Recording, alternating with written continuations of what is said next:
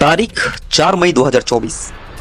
भारत के एक जाने माने पॉडकास्ट चैनल राज समानी पे एक गेस्ट को इनवाइट किया जाता है, जिस गेस्ट से अब तक सारी की सारी सोशल मीडिया अनजान थी। पर इस 1 घंटे 34 मिनट 59 सेकंड के बातचीत के बाद भारत की इतनी बड़ी जनसंख्या उसके कहे गए एक लाइन, मुझे आदमी को मारने में सिर्फ 2 से 3 सेकंड लगते हैं, बस वो मेरे रेंज में आना चाहिए, उस गेस्ट को रातों रात हमारे भारत जैसे देश का एक हीरो बना देती है। यही नहीं, अहम किरदार हमारे देश के बड़े बड़े सोशल मीडिया इन्फ्लुएंसर्स निभाते हैं, like the Lalan top, Sagar Sinha podcast, Sushant Sinha, Gaurav Thakur, in fact Monks and warriors और ऐसी अनगिनत इन्फ्लुएंसर्स जिन्होंने इसे ट्रेंड बना दिया बिना इस बात की तह तक पहुंचे।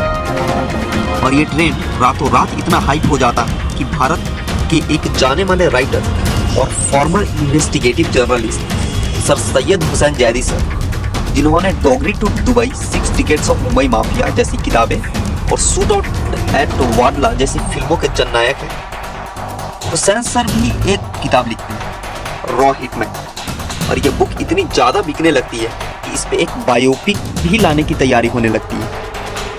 मेरे जेल जाने से पहले पूरे नॉर्थ को ये पता चल गया था कोई आ रहा है करके। पूरा मैं जेल 3 दिन के बाद जा रहा था, लेकिन पूरे नॉर्थ इंडिया को ये पता चल गया था कि कोई जेल आ रहा है करके। हाँ, तो लकी बीस्ट पे बात करने से पहले हम आपको लेकर के चलते हैं तारीख 6 अप्रैल 2021। रणवीर पर एक गेस्ट आते हैं, जिनके सिर्फ 1 घंटे 12 मिनट 38 सेकंड के बातचीत के बाद भारत के यूथ्स को एक अलग एहसास कराते, जिनके आने के बाद पूरे भारत भर में उनके जैसे जाबाज बनने का एक नया दौर शुरू हुआ।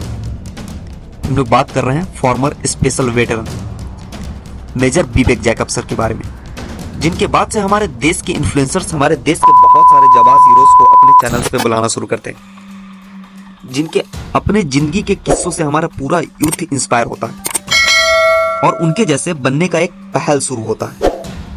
और हमारा देश की जनता को कुछ ही महज सालों में कुछ जाबाजों को सोशल मीडिया के माध्यम से देखने का, या यूं कहो तो आपको जानने का मौका मिलता है, जैसे colonel Shivendra Kanwar sir, colonel Kashyap, colonel Rajeev Barman, Parveen Tiyotia sir और ना जाने ऐसे और भी। इनके बातचीत से इनके माइंडसेट का पता चला और अचानक एक दौर चलता है जहां हमारे देश के एक former NSG commando Lucky Bisht, जिन पर ट्विन मर्डर्स राजू प्रगई और अमित आर्या को मारने का आरोप लगता है, जिसकी वजह से 5 सितंबर 2021 को उत्तराखंड पुलिस उन पर डबल मर्डर का चार्ज लगाती है, जिसकी वजह से 3 साल तक देश के अलग अलग 11 जेलों में उनको बिताना पड़ता है। आखिरी में तारीख 6 मार्च 2018 को बिना सबूतों के अभाव में नैनीताल डिस्ट्रिक्ट कोर्ट उनको 11 मार्च 2015 को रिहा कर देती है। भारत की पूरी जनता से मेरा यह सवाल है कि एक एजेंट के लिए सबूतों को मिटाना कितनी बड़ी चीज है। मर्डर तो मर्डर होता है।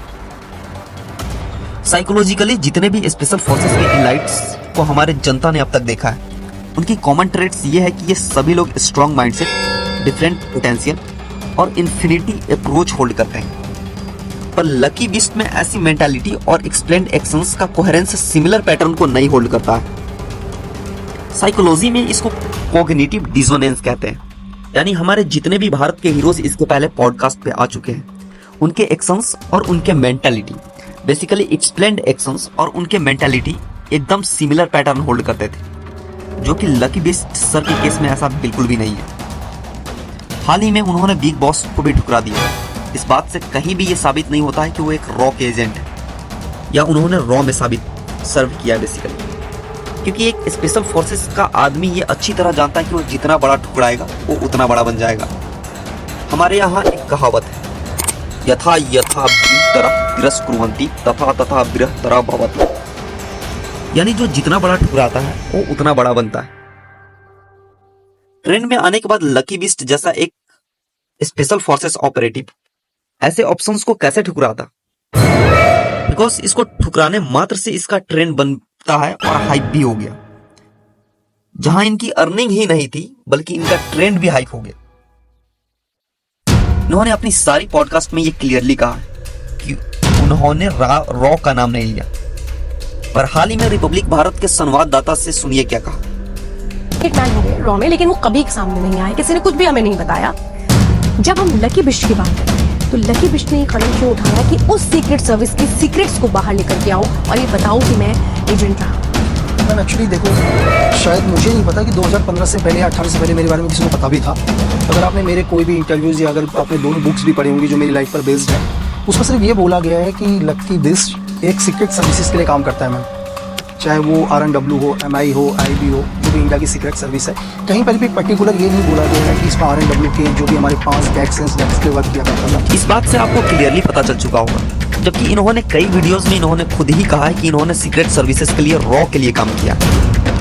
इन्होंने वक्त आते ही इन्होंने समय नहीं लगता खुद को बदलने में। साइकोलॉजी के हिसाब से जिससे मैनिपुलेशन और गैस लाइटिंग में या फिर कहो कि डेलिब्रेट मिस इंटरप्रिटेशन कहा जाता, जहाँ एक इंडिविजुअल पर्पसफुली नो को यस समझता है। उनकी कहानियाँ किसी इंटेलिजेंस ब्यूरो में काम करते वक्त की भी तो हो सकती है, या फिर एज ए कॉन्ट्रैक्ट किलर के तौर पे।